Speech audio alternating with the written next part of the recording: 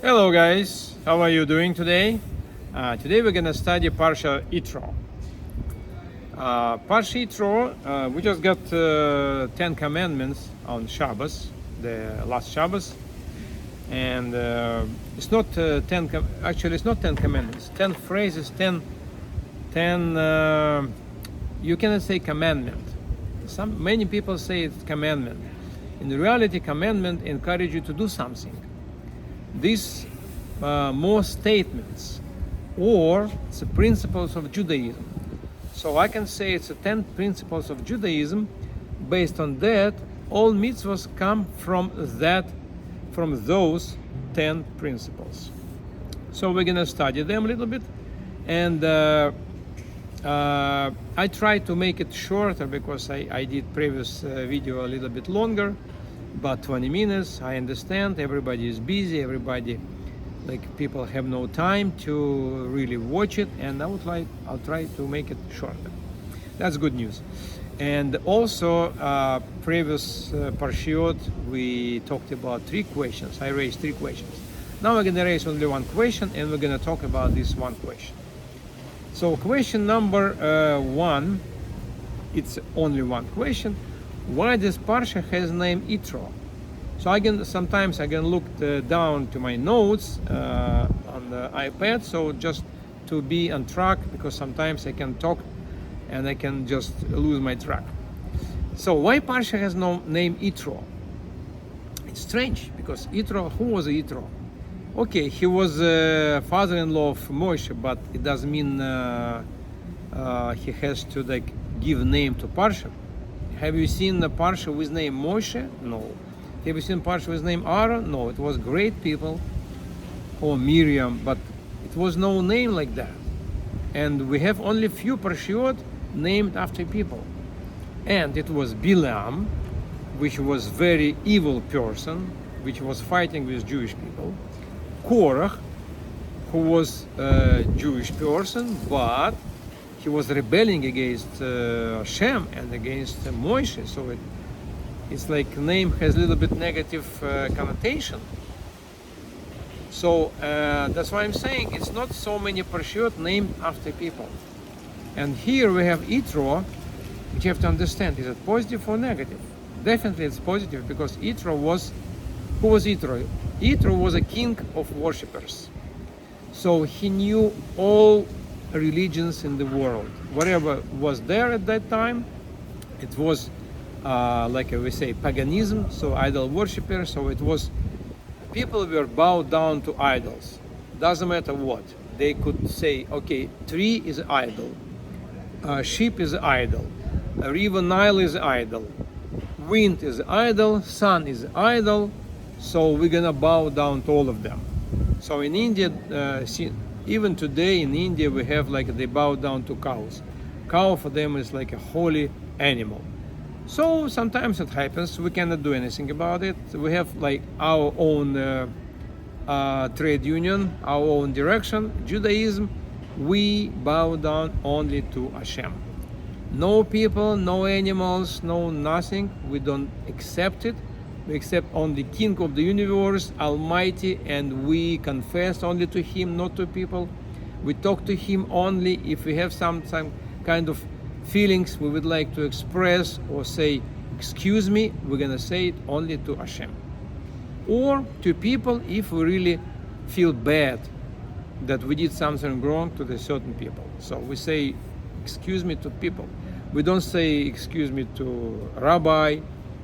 We don't make a confession to Rabbi. It's nothing to do with him. We can get advice from Rabbi, but not confess. Okay, so finally Parsha has name Yitro. So Yitro, he had 7 names. Why 7 names? Because 7 nations wanted him to be high priest in their country. Which shows that the Yitro was real professional. He was really know everything about every religion. He was like real professional. He knew from the top to bottom all the religions. That's why 7 countries wanted him to pay high salary to be top top priest, like Pope today, or Cardinal, or something like that, or Bishop, whatever you call it. Like in our religion, it's like a Kohen Gadol. It's a top priest. So they wanted him, but he didn't want it. He didn't want to serve idols. He didn't want to serve anybody except Hashem. So that was his. That I would say he is a hero, because rather to be like a king of worshiper or top priest, he decided to be simple Jew. That is very strange, very strange. So I would like to say this Parsha, we can say it's a Parsha, I can say name of the Parsha, Song of the Modesty, or Saga of the Modesty. Why saying that? Let's follow my thoughts. First, the most modest person in the world was Moshe Rabbeinu. He was chosen by Hashem. He was chosen by God because Hashem wanted to give Torah, to bring Torah down from spiritual world to physical world, and give it through the person who was the most modest person in the world. This person has to be like an ideal for, has no ego. This person has to ideal just to be a channel, to be a good channel for the Torah, because Torah cannot be with egocentric person. Like all of us were egocentric, more or less. It's like it's in our nature, and sometimes this feature saves our life. But when it comes to Hashem, we have to deny our egocentrism, our ego, and completely accept Hashem. So Moshe was like that. He was like that, that's why he was chosen. It's number one. Number two, why Hashem has chosen to give Torah on Mount Sinai. Why Sinai? We have Everest, 8,848 meters, the topest, the highest, tallest mountain in the world. Fujiyama, or anything like that. So many very high hills. But Hashem decided to choose the lowest mountain in the world, under the sky. The lowest mountain in the world, it was Mount Sinai. And it was a desert, which doesn't belong to anybody. So Hashem took first the most modest person in the world, which is Moshe. Then he has chosen the most modest mount in the world, which is Sinai, and decided to give it there, to put them together. Now we have only two things. So I would like to say that Torah always likes number 3. It's like going through the whole Torah, 3, 3, 3. So, and I'm looking for a third element for this triangle. Triangle is the best figure. It's the most solid figure in the world. So, and I found that Yitro fits perfectly to be third element in this tree. Moshe, Mount Sinai, and Yitro. And let's try to understand why maybe this idea came from Hashem.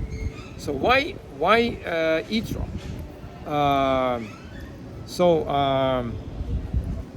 Why Yitro? Because, like I said, Yitro decided to be, instead of being top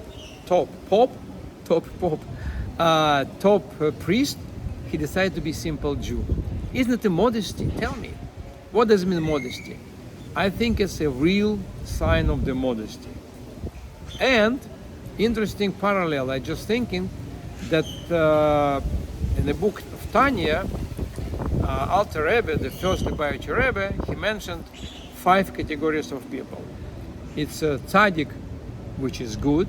It means tzaddik who beats his animalistic soul completely, and this animalistic soul serves God completely.